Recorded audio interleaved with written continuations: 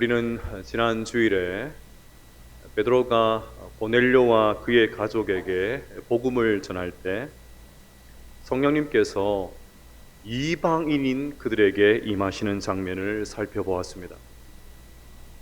이방인이 구원받는 것이 얼마나 기쁘셨던지 성령님은 베드로의 말이 끝나기도 전에 베드로의 말을 끊고 임하셨습니다. 이때 성령 받은 그들이 어떻게 반응했습니까? 사도행전 10장 46절입니다. 이는 방언을 말하며 하나님 높임을 들음이러라. 그들은 하나님을 찬양하고 하나님 앞에 영광을 올려드렸습니다. 당연하지요. 죄로 물든 인생을 살고 있던 사람들의 입에서 회개가 터져 나왔습니다. 예수님을 나의 구주로 영접하고 세례를 받았습니다. 이방인이 하나님의 자녀가 되었습니다. 얼마나 기쁘고 감사한 일입니까? 그들만 하나님을 찬양할 게 아니라 그 소식을 들은 모든 사람들이 감사 찬양을 올려야 되는 것이 마땅하지 않습니까? 드디어 이방인 고넬료의 집에 성령님께서 임하시고 구원이 임했습니다. 고넬료의 집이 구원받은 것은 이제 복음이 유대인을 넘어서 이방인들에게 전파가 되고 성령의 역사가 다른 민족에게도 부어지는 신호탄이었습니다. 주님께서 그렇게 원하셨던 땅끝 비전의 시발점이었습니다. 교회 역사에서 새로운 장이 펼쳐지는 기념비적인 사건이었습니다. 그러면 다른 사람은 몰라도 적어도 하나님의 백성이라면 다 같이 기뻐해야 되는 것이 마땅하지 않습니까? 그런데 오늘 본문을 보면 꼭 그렇지도 않습니다. 이방인들이 구원받는 것을 싫어하는 사람들도 있었습니다. 아니, 싫어하는 정도가 아니라 극혐했습니다. 그것도 소위 성도라고 말하는 교인들이 말입니다. 1절부터 3절을 보시면 유대에 있는 사도들과 형제들이 이방인들도 하나님의 말씀을 받았다 함을 들었더니 베드로가 예루살렘에 올라갔을 때에 할례자들이 비난하여 이르되 내가 무할례자의 집에 들어가 함께 먹었다 하니. 이방인들도 하나님의 말씀을 받았다. 이방인들도 하나님의 말씀을 받았다. 얼마나 기쁜 일입니까? 할렐루야는 이럴 때 해야 됩니다. 같이 한번 해볼까요? 시작! 할렐루야! 할렐루야는 이때 말을 해야 돼요. 이제 드디어 복음이 땅끝으로 향하고 있구나. 뭔가 하나님께서 새롭게 하시는 일이 느껴지는 것 같아. 영적으로 예민한 사람들은 영적인 기류가 바뀌는 것을 보면서 앞으로 하나님께서 어떻게 일하실까? 막 숨죽이면서 하나님의 역사를 기대하는 것이 마땅합니다. 그런데 예수님을 믿고 있지만 예루살렘 교회에서 신앙생활을 하고 있지만 여전히 율법주의적인 색채가 강했던 강경 보수파 그리스도인들은 이 소식을 듣고 화가 났습니다. 그래서 베드로와 함께 싸우려고 준비하고 있다가 베드로가 등장하자 막 득달같이 공격을 퍼붓습니다. 아니, 베드로 듣자 하니까 정통 유대인인 당신이 저 더러운 이방인들과 함께 식사를 했다면서요? 사실입니까? 만약에 사실이라면 정신 나간 것 아니요? 어떻게 율법을 정면으로 배치하는 그런 끔찍한 일을 사도가 할 수 있어? 베드로는 예루살렘 교회의 수장이지요. 그런 그에게 비난을 퍼붓는 것을 보면 그들이 받았던 충격이 엄청나다는 것을 알 수가 있습니다. 그러면 이들은 왜 이러는 걸까요? 이유가 뭘까요? 당시 유대인들은 세상에는 두 종류의 사람만 있다고 믿었습니다. 하나님께 선택받은 유대인, 하나님께 버림받은 이방인. 유대인은 천국 백성이고 이방인은 지옥의 불쏘시개다. 유대인은 존귀한 인간이고 이방인은 짐승보다 못하다. 이것이 당시 유대인들의 생각이었습니다. 혈통을 중요하게 생각했습니다. 믿음의 조상인 아브라함의 피를 물려받았느냐가 중요했습니다. 그러니 이방인은 말할 것도 없고 자신들과 같은 뿌리인 사마리아 사람들도 이방인들의 피가 섞였다는 이유로 짐승 취급을 했지 않습니까? 유대인들은 순수 혈통으로 고귀한 피를 가진 유대인이냐, 더러운 피를 가진 이방인이냐, 이 기준으로 사람을 구별했습니다. 또 유대인들은 율법을 중요하게 생각했습니다. 율법을 알고 지키는 유대인이냐, 율법을 알지도 못하고 지키지도 않는 이방인이냐. 그런데 유대인들이 그렇게 소중하는 율법 어디에도 이방인들과는 상종해서는 안 된다, 그런 구절이 없습니다. 괜히 자신들이 만들어 놓은 전통에다가 율법에도 없는 조항을 추가해서 사람들을 괴롭혔습니다. 그러니 아무리 하나님을 잘 섬기려는 목적으로 전통을 만들었다고 해도 결국은 그들이 만든 전통, 인간이 만든 전통을 하나님께서 주신 율법보다 더 중요하게 여겼습니다. 잘못되어도 한참 잘못된 것 아닙니까? 이렇듯 그들에게는 차가운 전통만 있을 뿐 따뜻한 은혜는 없었습니다.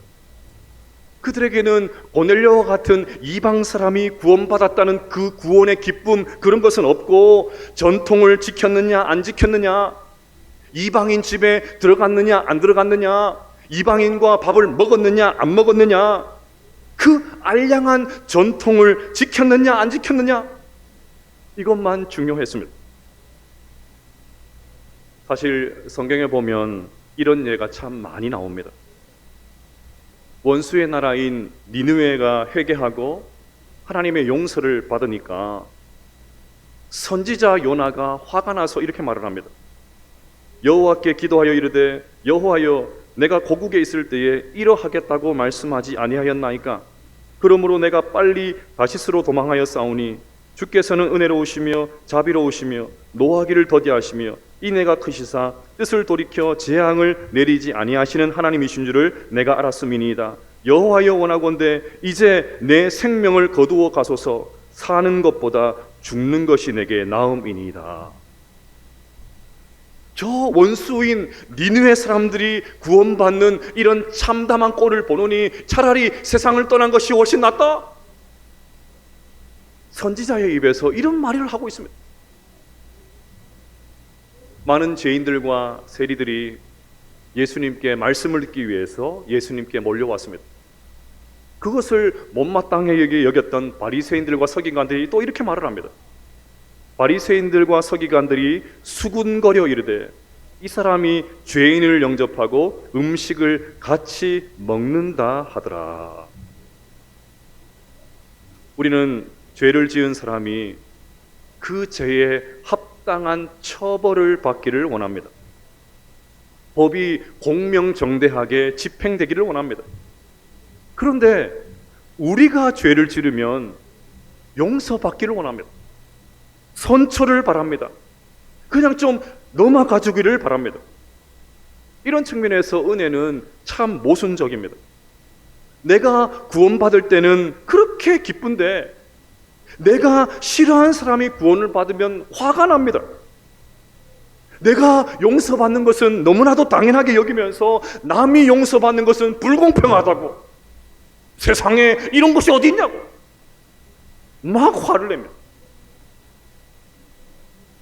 아버지가 집 나간 동생을 아무런 제재 없이 받아주고 용서해 주니까 첫째 형이 화가 나서 이렇게 말을 합니다. 내가 여러 해 아버지를 섬겨 명을 어김이 없거늘 내게는 염소 새끼라도 주어 나와 내 벗으로 즐기게 하신 일이 없더니 아버지의 살림을 창녀들과 함께 삼켜버린 이 아들이 돌아오매 이를 위하여 살찐 송아지를 잡으셨나이다. 죽은 줄만 알았던 동생이 살아 돌아오면 기뻐해야 되는 것이 마땅하지 않습니까? 송아지보다 더 좋은 것이라고 있으면 잡아서 잔치를 베푸는 것이 마땅하지 않습니까? 그런데 이게 못마땅합니다. 죄인들이 용서받고 구원받는 것 늘 기쁜 것만은 아니었습니다. 특히나 나에게 피해를 주는 사람, 그렇게 해서 어떻게라도 저 사람이 좀 저주라는 말은 조금 너무 심하고 다소간 좀 잘못되기를 바라는 사람이 잘되고 형통하고 더 나아가서 구원받아서 천국 가는 모습을 보면 견딜 수가 없습니다. 여러분, 하나님께서 이스라엘 백성들을 선택하신 것은 이스라엘을 통해서 온 열방을 구원하기 위해서였습니다. 그들이 그렇게 아브라함의 후손임을 자랑하는데 하나님께서 아브라함에게 분명하게 말씀하셨지 않습니까? 너가 복의 통로가 될 거야. 너를 통해 온 열방이 복을 받게 될 거야. 그런데 이스라엘은 그만 선민의식에 사로잡힌 나머지 하나님을 자신들만의 하나님으로 생각을 했습니다. 하나님을 독점하려고 했습니다. 그런데 여러분, 이런 일들은 교회 안에서도 얼마든지 일어날 수가 있습니다. 교회에 처음 나올 때는 다 겸손하지요. 다 가난한 마음으로 나옵니다. 그런데 교회 다닌 연수가 좀 쌓이고 교회 봉사도 오래 하고 직분도 맡고 교회에서 잔뼈가 굵어지면 그만 생각이 달라집니다. 내가 교회를 위해서 있는 것이 아니고 나를 위해서 교회가 있는 것처럼 생각을 합니다. 언제나 내가 중요합니다. 모든 것이 나를 중심으로 돌아가기를 바랍니다. 내가 모르는 일이 일어나서는 안 됩니다. 내가 다 관여를 해야 됩니다. 내 주장이 관철되지 않으면 짜증을 부립니다. 어느 사이에 하나님이 주인이 아니라 내가 주인 행세를 하고 있습니다. 여러분, 생각을 해보십시오. 선민 사상으로 똘똘 뭉쳐있는 유대인들이 선택받기 전에 어떤 사람들이었습니까? 그들도 이방인이었습니다.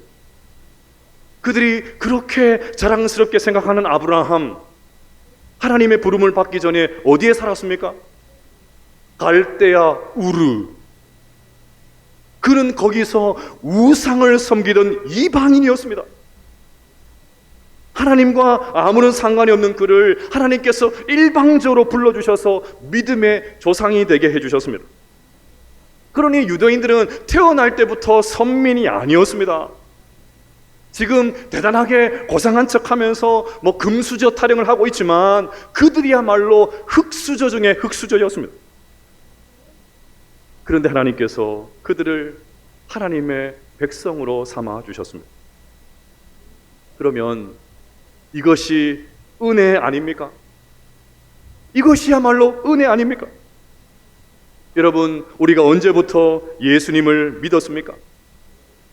우리가 하나님의 자녀가 된 것 은혜 아닙니까? 구원받은 것 은혜 아닙니까? 오늘도 이렇게 하나님 앞에 나와서 예배드리는 것 은혜 아닙니까? 교회를 섬기는 것 은혜 아닙니까?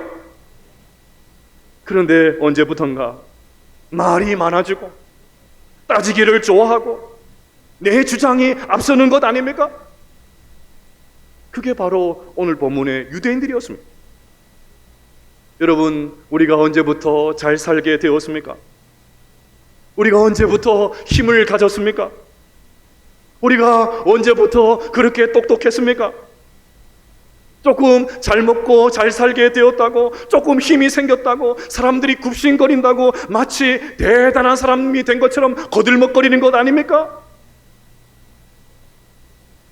지금 유대인 성도들은 하나님께서 그들을 선택해 주신 은혜를 잊어버리고 나만 이스라엘 백성이고 나만 하나님의 백성이라는 이 오만함으로 일관을 했습니다. 그러니 사람들이 구원을 받았는데도, 성령님께서 임하셨는데도, 세례를 받았음에도 불구하고 그런 것들은 안중에도 없고 계속해서 장벽을 쳤습니다. 그런데 베드로를 공격하는 이 예루살렘의 교인들, 그들만 장벽이 있는 것이 아니었습니다. 우리에게도 장벽이 있을 수가 있습니다. 어느 지역 출신이냐, 어느 학교를 나왔냐, 경제적인 수준이 어떻게 되냐, 새 가족이냐, 헌 가족이냐, 더욱이 요즘은 정치적인 입장을 따라서 좌냐 우냐, 이런 것들로 사람들을 갈라치게 하고 장벽을 세웁니다. 나와 친분이 있고 나에게 잘해주는 사람들과는 친하게 지내고, 그렇지 않은 사람들과는 딱 거리를 둡니다.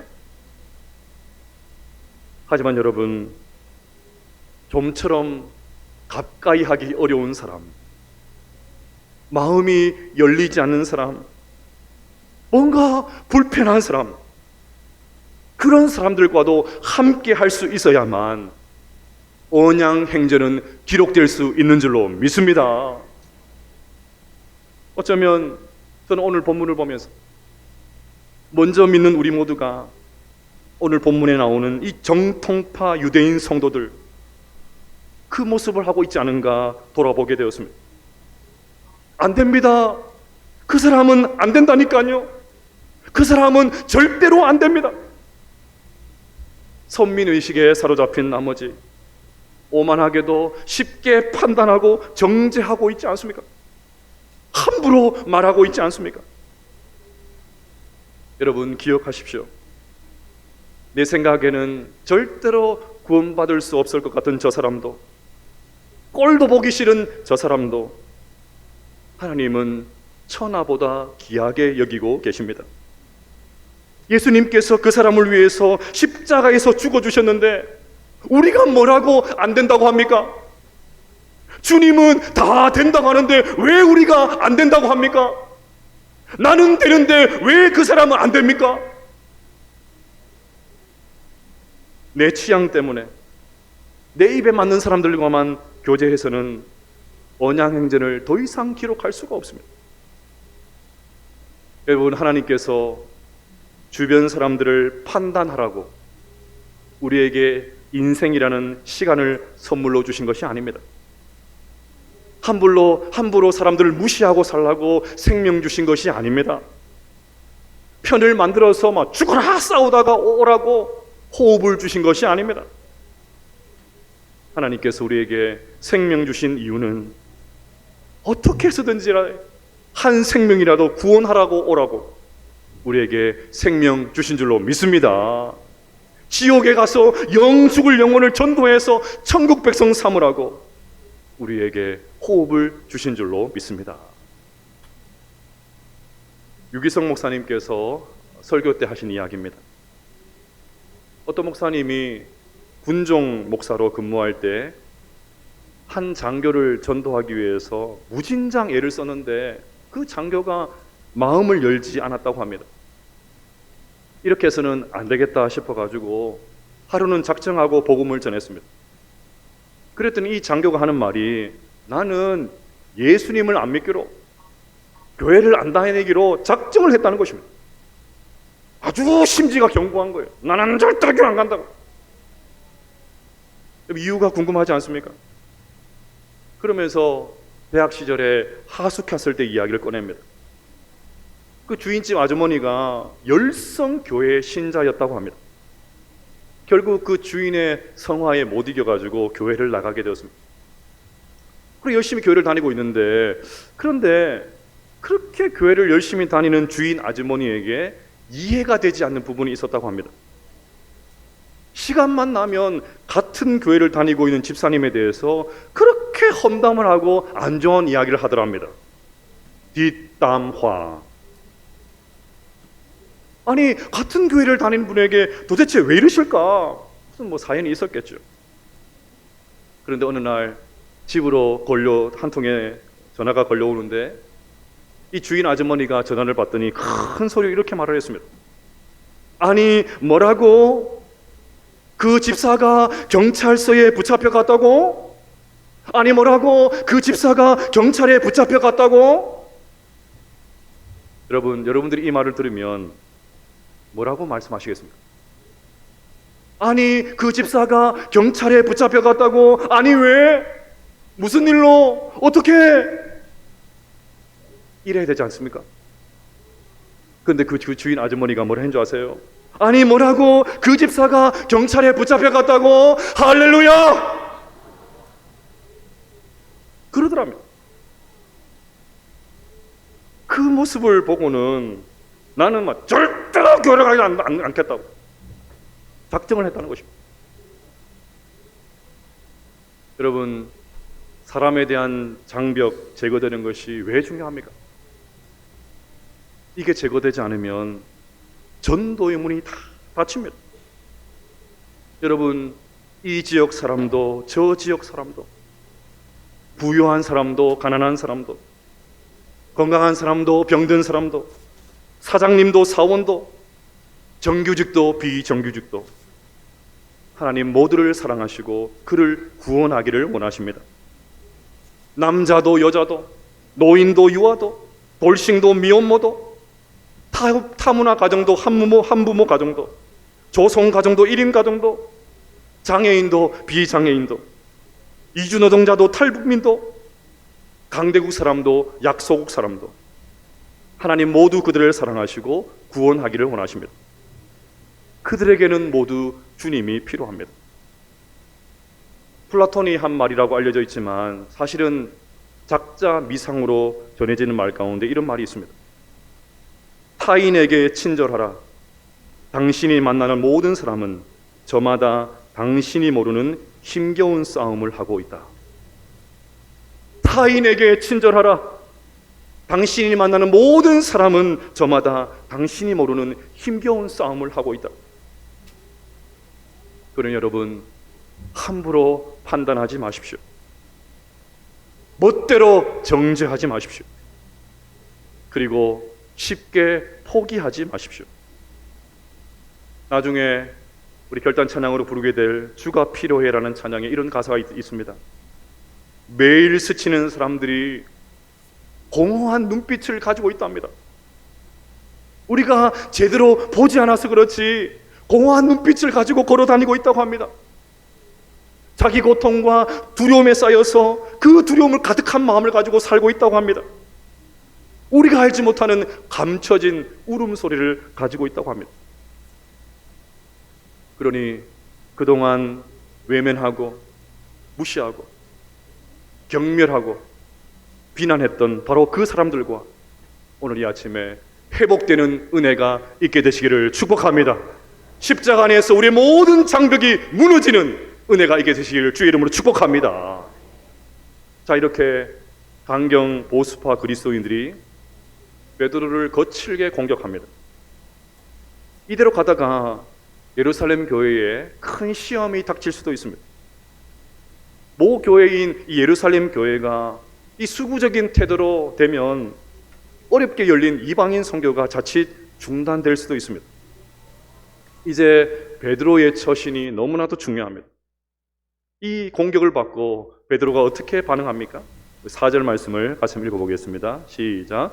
베드로가 그들에게 이 일을 차례로 설명하여. 아멘. 베드로는 그동안 있었던 경위를 자세하게 설명합니다.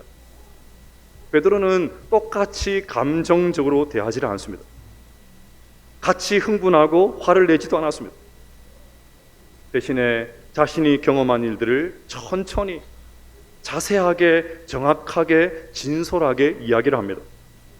그러면서 베드로 자신도 처음에는 나도 너무 당혹스러웠다고, 나도 너무 힘들었다고, 나도 하나님의 말씀을 이해할 수 없어서 혼란스러웠다고 하면서 자신의 불편했던 자기의 마음을 드러냅니다.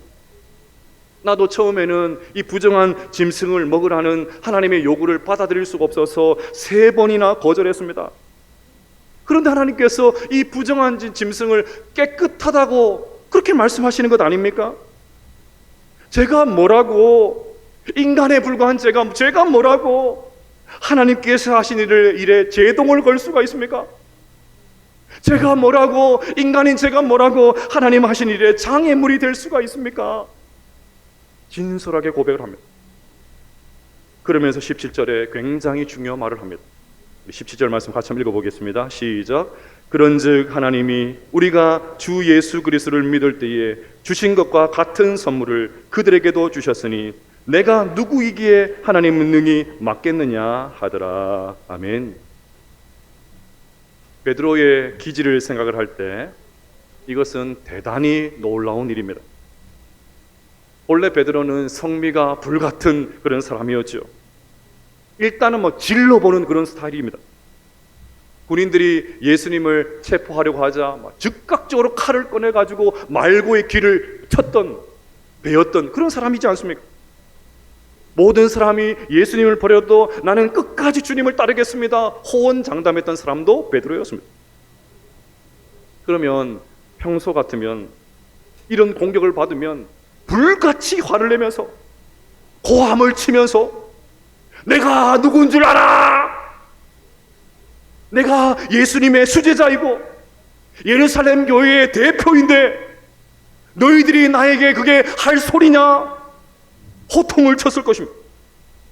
집에서 편하게 앉아있는 주제에 내가 가이사랴까지 주님의 명령을 따라서 그 먼 길을 갔다 왔는데 도대체 나에게 무슨 소리냐? 그렇다고 이러고도 너희들이 성도라고 할 수 있냐? 다시는 이런 일이 생기지 않도록 호통을 쳤을 것입니다. 하지만 베드로는 그러지 않습니다. 그 부당한 비난을 받았지만 똑같이 비난으로 대응하지 않습니다. 놀랍게도 베드로는 자초지종을 상세하게 설명합니다. 못마땅하게 하거나 자존심 상해하거나 귀찮아가지고 대충 결과만 알려주는 설렁설렁 그렇게 알려주지도 않았습니다. 왜 자기가 가이사랴에 가게 되었는지, 이방인 고넬료 집에 왜 머물게 되었는지, 무슨 이유로 그들에게 세례를 베풀었는지 처음부터 차례대로 설명을 해주었습니다. 저는 이 베드로의 이런 자세가 교회의 화목을 위해서 매우 중요하다고 생각을 합니다. 매사에 자신이 의롭다고 생각하는 사람들, 그런 사람들이 공동체를 힘들게 하죠. 이런 사람들은 말하는 것부터 굉장히 거칠어요. 반대로 늘 자신이 부족하다고 생각하는 사람은 어떤 말을 해도 조심스럽게 말을 합니다. 왜요? 나도 틀릴 수 있다. 내 말이 완전한 것이 아니고 나도 틀릴 수 있다. 그렇게 생각하기 때문입니다. 강하게 주장하지도 않습니다. 발언을 할 때 거친 말, 뼈 있는 말도 하지 않습니다. 표정부터 얼마나 부드러운지 몰라요. 하지만 자기를 의롭다고 생각하는 사람들, 그런 사람들은 자기 말고는 전부 다 적대시합니다. 주장을 관철시키기 위해서 조금도 물러서지를 않습니다. 얼굴은 또 얼마나 비장한지 몰라요. 사나운 표정을 하는데도 자기만 모르고 다른 모든 사람들은 알고 있습니다.